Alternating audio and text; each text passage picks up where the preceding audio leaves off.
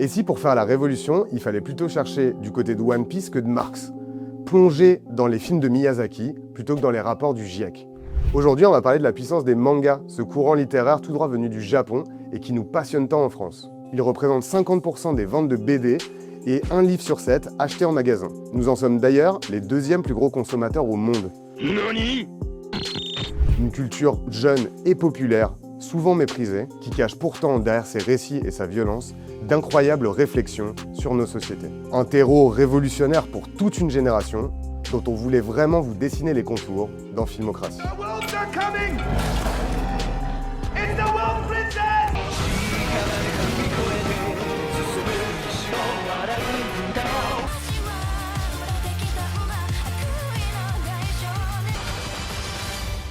Je vois vraiment pas ce que tout le monde te trouve.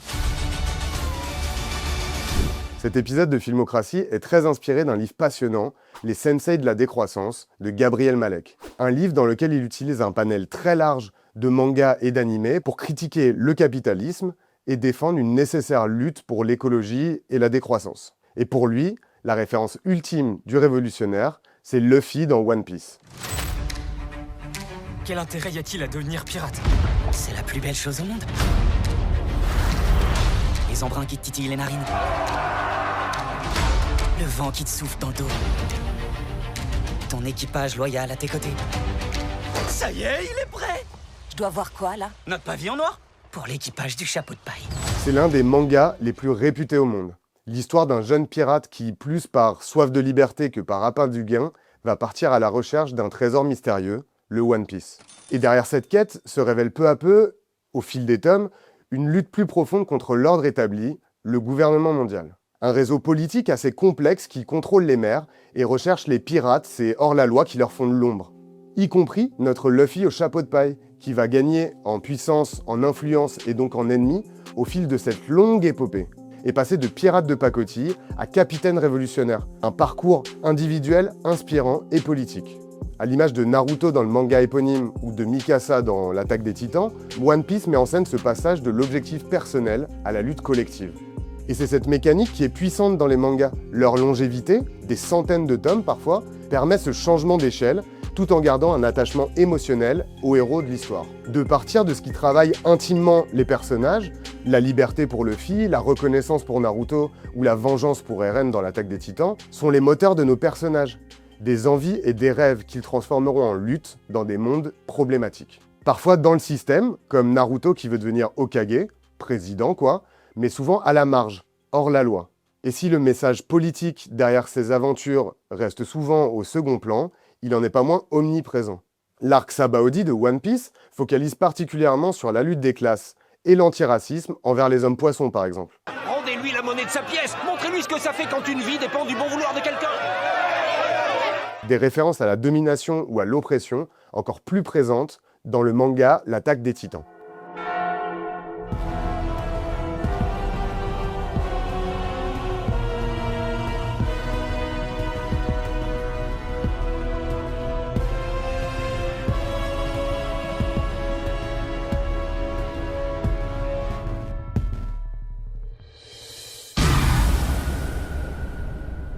Agressés par de gigantesques monstres au début de la série, Eren et ses camarades vont devoir entrer dans la lutte armée pour les affronter, avant de se rendre compte que leur combat est en fait contre une autre civilisation humaine de l'autre côté de l'océan. Comme beaucoup de mangas, l'Attaque des Titans s'inspire énormément de l'histoire pour construire son récit. Beaucoup voient dans le Grand Terrassement une allégorie de la guerre nucléaire, le traitement des Eldiens un parallèle avec celui des Juifs pendant la Seconde Guerre mondiale. しかし世界はパラディ島の人々が死滅することを望み、この島のみならず全てのユミルの民が殺され尽くすまで止まらないだろう。 De la même manière, les hommes poissons de One Piece représentent les populations noires, colonisées, réduites en esclavage, puis discriminées par l'Occident. Ces mangas utilisent des univers fantastiques, souvent peuplés de monstres ou d'êtres hybrides, en tout cas différents, pour raconter le réel. Ils sont surtout le théâtre de révolte face aux inégalités et aux injustices, souvent avec une nuance morale qui manque beaucoup à nos partis politiques. Dans l'Attaque des Titans, l'opposition gentil-méchant, humain-titan perd vite de son sens. Les camps sont floutés quand la vengeance s'empare des cœurs, au point qu'Eren, notre héros, devienne le monstre qu'il voulait défaire. Une vision extrêmement pessimiste de la révolution, de sa violence d'abord, mais surtout de son impossible réussite. Elle se ferait toujours aux dépens d'autrui. Pas de révolution sans perdant. Une mécanique, une boucle que l'histoire répéterait éternellement, même si le travail de mémoire dans l'Attaque des Titans et dans la vraie vie permet d'en atténuer les effets. Cette zone grise est le propre de nombreux mangas, une invitation à réfléchir aux mécanismes de domination. Dans Psycho-Pass, l'enquête policière est le théâtre d'une réflexion sur la vidéosurveillance, mais aussi la santé mentale. Ah, une petite question. Tu sais manier un dominateur? À l'entraînement, oui, j'ai... Cette arme a la faculté de lire le psychopathe de sa cible. Si c'est un criminel dormant, la sécurité est levée sur le champ. T'as juste à suivre ses instructions à la lettre. S'il dit de tirer, faut tirer. Une jeune inspectrice débarque dans un comico du futur où elle va faire régner l'ordre grâce à une intelligence artificielle ultra sophistiquée. Sibyl, ce système informatique, inspecte les citoyens et leurs émotions à la recherche de divergents, potentiels criminels, voire de psychopathes. Dans un monde où les émotions sont contrôlées et la rationalité fait loi, un tueur/révolutionnaire parvient quand même à sévir et interroge ainsi le système en place. Les inspecteurs douteront avec nous de la domination informatique et gouvernementale, de la frontière entre le bien et le mal, mais surtout de leur propre obéissance. C'est une des forces du manga en général, nous donner envie de désobéir face à l'injustice. Que ce soit celle d'une IA problématique, du gouvernement mondial dans One Piece, ou pour défendre la nature. Des révolutions écologiques magnifiques chez Miyazaki, et dont Princesse Mononoke reflète la subtilité.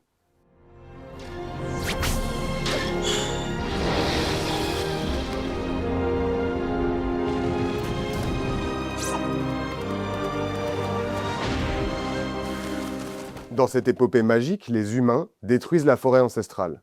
La modernité s'attaque à la tradition, la machine au vivant. Et la nature ne compte pas se laisser faire. Une révolution écologique qu'on va suivre à travers les yeux d'Ashitaka, mais surtout de San, une jeune guerrière humaine élevée par la déesse Louve. Elle fait le pont entre l'humain et la nature, nous invite à rejoindre le camp animal, à affronter notre propre humanité et nos pulsions de destruction. Mais à l'inverse, Dame Eboshi, l'héroïne humaine, industrielle, a aussi tout notre respect. Elle se bat pour sa forge, mais surtout pour celles et ceux qui y travaillent. Beaucoup de femmes, de gens marginaux ou malades. Une population locale dépendante de sa production et donc de l'usage alentour de la nature. Chacun doit pouvoir trouver sa place sous peine de disparaître. L'enjeu du film reflète l'enjeu écologique de notre espèce. Trouver un équilibre entre l'humain et la nature. Ashitaka comprend très bien ce nécessaire équilibre et tente d'en persuader les autres personnages perdus dans leur propre combat. Mais nous, on a du mal à choisir un camp dans Princesse Mononoke parce que tout le monde a une bonne raison de lutter. L'ennemi principal est pourtant évident, la haine. La même qui s'empare d'Eren dans l'Attaque des Titans ou du personnage de Pain dans Naruto. Les mangas interrogent cette émotion dans les mécaniques révolutionnaires. Et c'est comme ça que l'amour ou l'amitié joue souvent un rôle de bouclier narratif dans ces histoires. Pourquoi es-tu venu jusqu'ici? Dis-moi quelles sont tes intentions. Porter sur le monde un regard sans haine, c'est tout. La voilà! Des boussoles à nos personnages pour que l'émancipation et la révolte gardent leur légitimité. Et c'est la plus grande leçon de tous ces récits. Pour lutter contre des gouvernements oppressifs, des systèmes informatiques, des monstres ou des dieux, il faudra toujours se battre ensemble. Luffy n'est rien sans son équipage, moteur et soutien de ses combats. Eren n'est rien sans son bataillon d'exploration. Naruto sans ses amis. Le rêve individuel ne devient révolution que collectivement. Et toute rupture avec l'ordre en place, tout renversement de système, tout combat dépend de cette faculté à vouloir interroger le monde dans lequel nous vivons, mais surtout à vouloir le changer ensemble.